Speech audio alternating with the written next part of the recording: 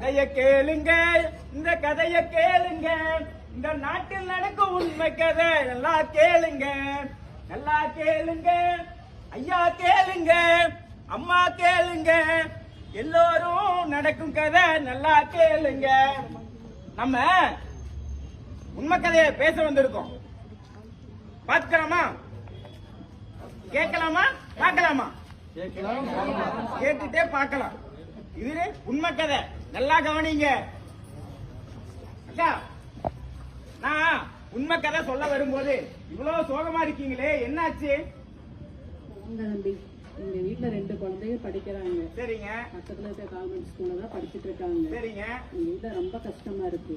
அங்க 2 மொழி தான் இருக்குங்க. சரிங்க. எனக்கு குழந்தைங்க ரொம்ப படிக்கணும்னு ரொம்ப ஆசையா இருக்கு.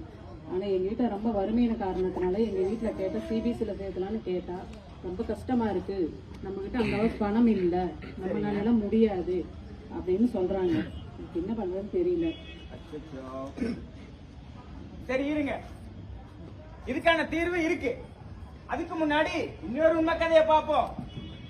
சரி, அந்த அக்கா கதையை என்னன்னு கேட்போம். அவங்களும் ரொம்ப சோகமா நின்று இருக்கிறாங்க. அட போவா தம்பி, வயிற்றுல காப்பாத. 200 ரூபாய் பணம் கொடுத்து ஒரு குவார்டர் கொடுத்து பிரியாணி கொடுத்த பின்னாடியே வச்சிருந்தாரு. இந்த ஆளுக்கு என்ன தெரியும் கூட்டிட்டு போயிருக்காங்கன்னு தெரியல. போனா அங்க போய் அவங்க சொல்றதுக்கு ஜெய போட்டு வர வேண்டியதா. ஸ்கூல்ல எல்லாம் மும்மொழி கொள்கை இருமொழி கொள்கைன்னு பேசுறாங்க. இந்த ஆளுக்கு என்ன தெரியும், யாருக்கு என்ன தெரியும்? அவங்க பெற்றவங்களுக்கு தெரியும் அவங்க குழந்தைகளுக்கு என்ன கொடுக்கணும்னு சொல்லி அவங்க பாத்துக்காங்க. இந்த ஆள் வரட்டு இப்ப பேசிக்காங்க. நம்ம அண்ணனே தான் வரட்டு. இங்க கவர்மெண்ட் ஹை ஸ்கூல்ல படிக்கிறேன். உனக்கு பிரைவேட் ஸ்கூல்ல எல்லாம் போய் படிக்கணுங்கிற மாதிரி ஆசை இருக்கும்ல. ஆனா அங்க பணம் நிறைய இருக்குது, கட்ட முடியாது, கஷ்டம். அதனால நம்ம கவர்மெண்ட் ஸ்கூல்ல படிக்கிறோம். இந்த நாட்டுல மிகப்பெரிய அநியாயம் என்ன அநியாயம்னா, பணக்காரங்க பணம் நிறைய வச்சிருக்கிறவங்க எல்லாம் 3 மொழி படிச்சுட்டு பிரைவேட் ஸ்கூல்ல படிக்கிறாங்க. நம்ம ஏழை குழந்தைங்க, பணம் கட்ட வழி இல்லாத நம்மள மாதிரி ஏழை குழந்தைங்க, கூலி வேலைக்கு போறவங்களோட குழந்தைங்க எல்லாம் கவர்மெண்ட் ஸ்கூல்ல படிக்குது.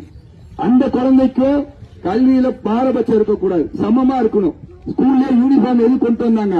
ஒரு குழந்தை நல்ல அழகான டிரெஸ், ஒரு குழந்தை சாதாரண டிரெஸ் இருக்கக்கூடாது. படிக்கிற குழந்தைங்க எல்லாரும் சமமா இருக்கணும். பார்த்தா ஸ்கூலுக்கு போனா சமமா உட்காரணும், சமமா சாப்பிடணும், சமமா எல்லாரும் ஒரே மாதிரி யூனிஃபார்ம் போடணும்னு இருந்துச்சு. ஆனா இன்னைக்கு கல்வியில பெரிய தீண்டாமை இருக்கு. ஒரு காலத்துல வேற மாதிரி தீண்டாமை இருந்துச்சு. இன்னைக்கு தமிழ்நாட்டுல கல்வியில பெரிய தீண்டாமை என்னன்னா, பணக்காரங்க 3 மொழி படிக்கலாம், பிரைவேட் ஸ்கூல்ல காசு கட்டி 3 மொழி படிக்கலாம். ஏழை குழந்தைங்க 2 மொழி தான் படிக்கணும், 3வது மொழி படிக்க கூடாதுன்றாங்க. இந்த அக்கா பாருங்க, அவங்க அந்த அக்காவோட குழந்தைங்க சிபிஎஸ்சில 3 மொழி படிக்குது. ஆனா அந்த அக்கா வீட்டுக்காரரு சண்டை போடுறாரு, இந்த குழந்தைக்கு 3வது மொழி சொல்லி கொடுக்க கூடாது, 2 மொழி தான் படிக்கணும், ஏழை குழந்தைங்க கவர்மெண்ட் ஸ்கூல்ல 2 மொழி தான் படிக்கணும்னு சொல்லி இந்த அக்கா வீட்டுக்காரர் போய் சொல்றாரு. நியாயம் இருக்கா? இவர் குழந்தைய, இந்த அக்காவோட குழந்தைய ஒரு வீட்டுக்காரர் பிரைவேட் ஸ்கூல்ல பணம் கட்டி சேர்த்திட்டாரு. கட்சிக்காக வெளியே போய் 2 மொழி தான் படிக்கணும்னு சொல்லி போராட்டம் நடத்துறது, இந்தி பெயிண்ட் வச்சு அழிக்கிறது, இதெல்லாம் பண்ணிட்டு இருக்காங்க. பிஜேபி மோடி ஐயா 2020 சொல்லிட்டாரு, 3வது மொழி கண்டிப்பா படிக்கணும், திணிக்க கூடாது.